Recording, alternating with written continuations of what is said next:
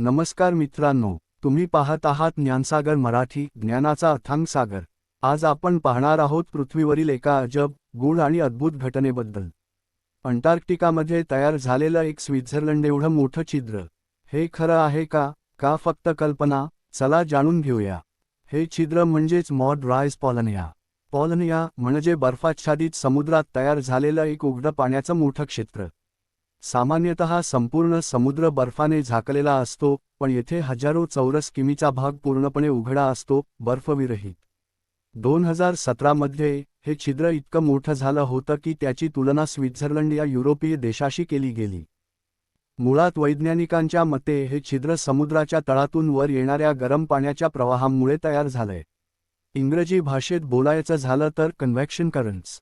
हे गरम पाणी बर्फ वितळवतं आणि बर्फाचा थर तुटून त्या जागी पाणी उघडं राहतं। पण यामागे हवामान बदल, समुद्राचे दाब बदल आणि वाऱ्यांचेही परिणाम असू शकतात।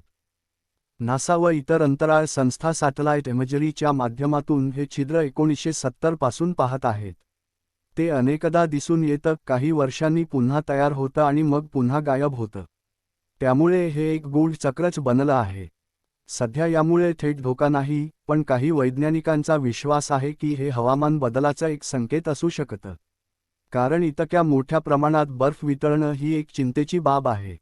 वैज्ञानिक स्पष्टपणे सांगू शकत नाहीत की हे छिद्र कधी, कुठे आणि का तयार होतं। काहींचं म्हणणं आहे की हे निसर्गात चालू असलेल्या मोठ्या बदलांचं प्रतीक आहे। मित्रांनो, हे छिद्र म्हणजे हवामान बदलाचा संकेत आहे का, की अजून एक गूढ आणि नैसर्गिक घटना? तुमचं मत खाली कॉमेंटमध्ये नक्की सांगा। अशाच माहितीपूर्ण आणि विचारप्रवर्तक व्हिडिओसाठी ज्ञानसागर मराठीला सबस्क्राईब करा। व्हिडिओ आवडला असेल तर लाईक करा आणि आपल्या ज्ञानप्रेमी मित्रांसोबत शेअर करा। भेटूच पुढील भागात, तोपर्यंत शिका, विचारा आणि शोधा, ज्ञानसागर मराठी सोबत।